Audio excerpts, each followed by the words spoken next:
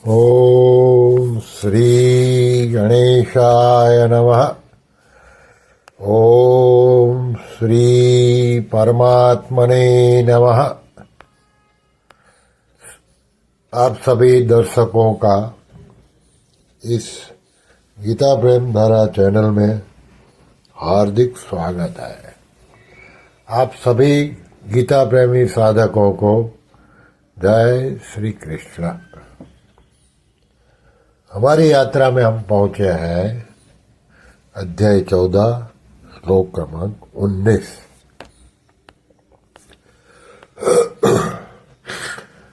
पांचवें से 18वें श्लोक तक प्रकृति के कार्य गुणों का परिचय देकर अब इस श्लोक में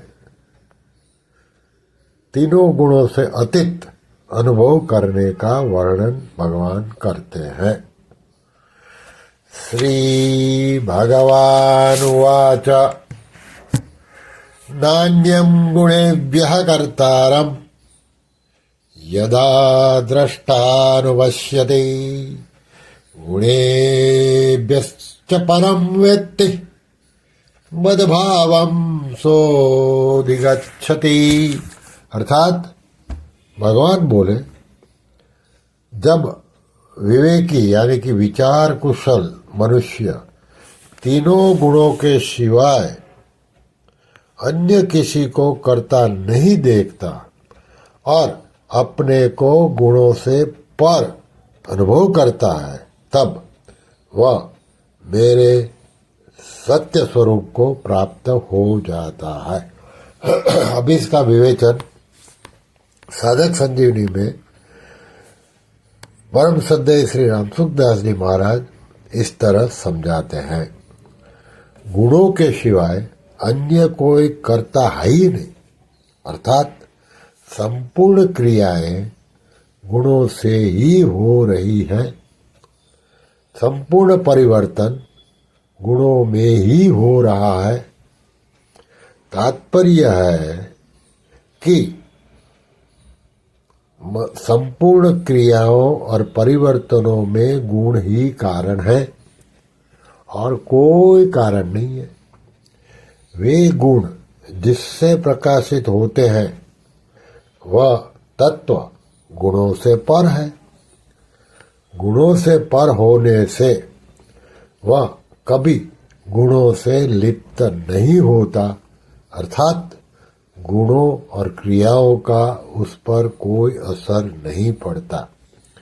ऐसे उस तत्व को जो विचार कुशल साधक जान लेता है, अर्थात विवेक के द्वारा अपने आप को गुणों से पर असंबद्ध निर्लिप्त अनुभव कर लेता है कि गुणों के साथ अपना संबंध न कभी हुआ है, न होगा और न हो ही सकता है।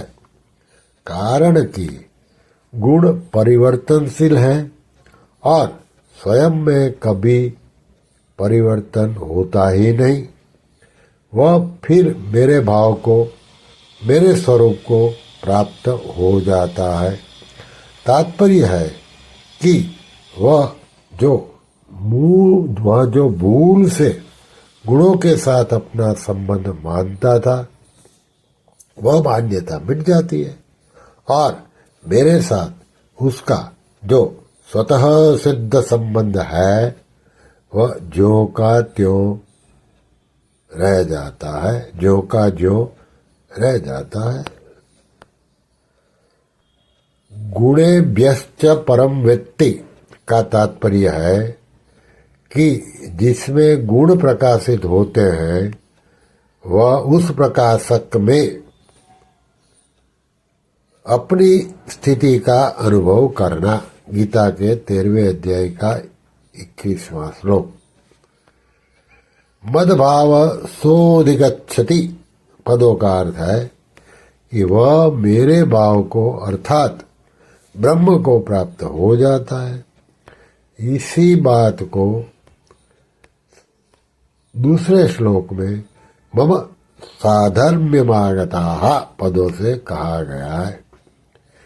विवेक की साधना गुणों के सिवाय अन्य किसी को करता नहीं देखता, विवेक की साधक गुणों के सिवाय अन्य किसी को करता नहीं देखता और अपने को गुणों से अर्थात क्रिया और पदार्थों से असंग अनुभव करता है।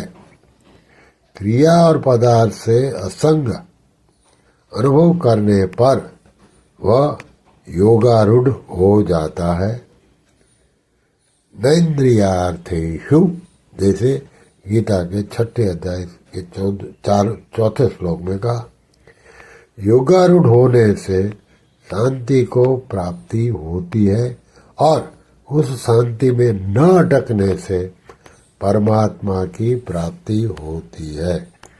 श्री कृष्ण शरणं मम, श्री कृष्ण शरणं मम, श्री कृष्ण शरणं मम। ओम श्री कृष्णार्पणमस्तु।